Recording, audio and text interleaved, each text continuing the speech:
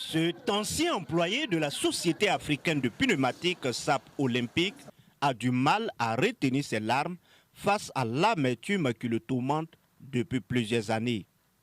Comme lui, ces anciens employés de la SAP Olympique licenciés depuis 2005 disent avoir frappé à toutes les portes pour réclamer leurs droits, mais en vain. Nous avons porté le problème au niveau de l'inspection du travail à Bobo. Quand l'employeur est arrivé, il dit que lui, il ne peut rien faire, et si on peut faire évoluer ça au niveau des juridictions. Le jugement, nous avons remporté. Le même jour, l'employeur a fait un recours au niveau de la cour d'appel. Quand nous sommes allés à la cour d'appel, ils ont fait le jugement là-bas. Alors, ils ont débouté une trentaine de personnes, soi-disant qui n'ont jamais travaillé à la SAP.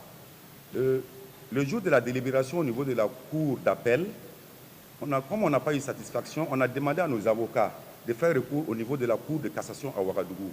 Quand on a quitté la cassation, nous sommes allés à l'ALC et il nous promet d'écrire au président du FASO. Alors, il a pu écrire au président du FASO. Maintenant, quelques mois après, il nous a appelé que la réponse est venue de la présidence du FASO. Et on est allé chercher la réponse. On nous a dit de nous référer au niveau du Hkroun. Alors, depuis ce temps, quand on a déposé au Hkroun, jusqu'à l'heure dont nous vous parlons, nous, on n'a pas eu de suite. On est là, on est allé au niveau du ministère de la Réconciliation parce qu'ils nous ont dit que le Hkroun est dissous. Mais comment ces travailleurs licenciés et leur employeur, la SAP Olympique, sont-ils arrivés à faire recours à toutes ces juridictions? Ils voulaient nous reverser dans un service de placement qui est Face Inter. On a cherché à comprendre le pourquoi et l'employeur nous dit que nous avons signé plusieurs contrats avec lui et donc qu'il y a une loi. Et l'article 60 à 61 du Code du travail qui disait qu'on ne peut pas renouveler un contrat plus de 2 fois avec la même entreprise, que ça devient un contrat à durée indéterminée, puisque nous, on signait des CDD. Alors, on a essayé de faire une négociation avec lui pour voir comment on peut gérer ces problèmes.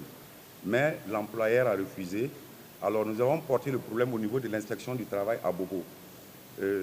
Quand l'employeur est arrivé, il dit que lui, il ne peut rien faire, et si on peut faire évoluer ça au niveau des juridictions.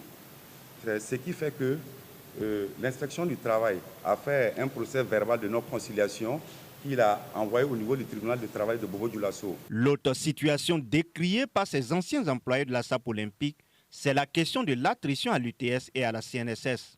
Nous avons des gens ici qui ont fait 10 ans, 5 ans, qui ont coupé l'air montant sur les bulletins, mais qui n'ont pas été reversés au niveau de la CNSS ni à l'UTS.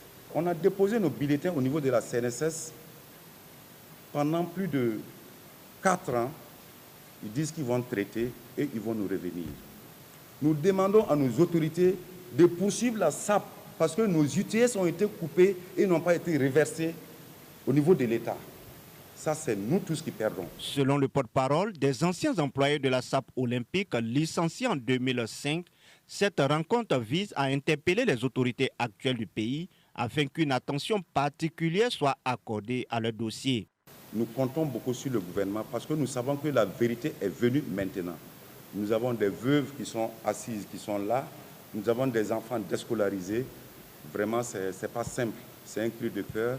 Nous savons que c'est difficile aujourd'hui pour le pays, mais aussi ce n'est pas simple. L'affaire concerne 101 travailleurs licenciés de la SAP Olympique en 2005. Contacté pour avoir sa version des faits, la direction générale de la société de pneumatiques affirme qu'elle va réagir au moment opportun.